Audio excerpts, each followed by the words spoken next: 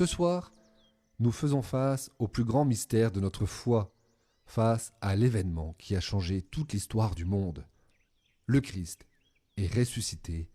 Il est vraiment ressuscité. Comment cela s'est-il passé? Nous n'en saurons rien, car tout comme nous n'étions pas là au moment où Dieu a créé le monde, personne n'était là au moment où il a recréé le monde.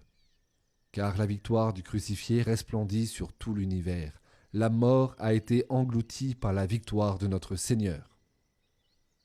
C'est difficile pour nous d'en prendre pleinement conscience, car nous célébrons année après année cette heureuse nouvelle, cet évangile au sens étymologique.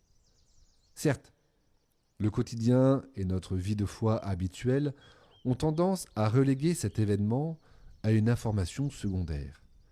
Mais pensons à tous ceux qui, en cette nuit, sont renés à la vie nouvelle, en étant plongés à la suite du Christ dans la mort et la résurrection, en étant baptisés. Cette nuit, ils goûtent enfin cette joie de se savoir pleinement enfants de Dieu et sauvés par lui. Pensons aussi à tous les défunts qui nous ont précédés et qui, auprès de Dieu, attendent pour eux-mêmes la résurrection de leur propre chair, à l'image de celle du Christ, à la fin des temps. Car si Jésus est ressuscité, c'est pour manifester que Dieu rendra bien la vie à nos corps mortels, et ce sera pour la vie éternelle. Alors, réjouissons-nous tous ensemble de cet événement qui a eu lieu il y a presque 2000 ans. Accueillons les nouveaux enfants de Dieu. Rappelons-nous que le Christ est aussi mort et ressuscité pour chacun de nous. Demandons au Seigneur de venir revivifier en nous ce qui est desséché.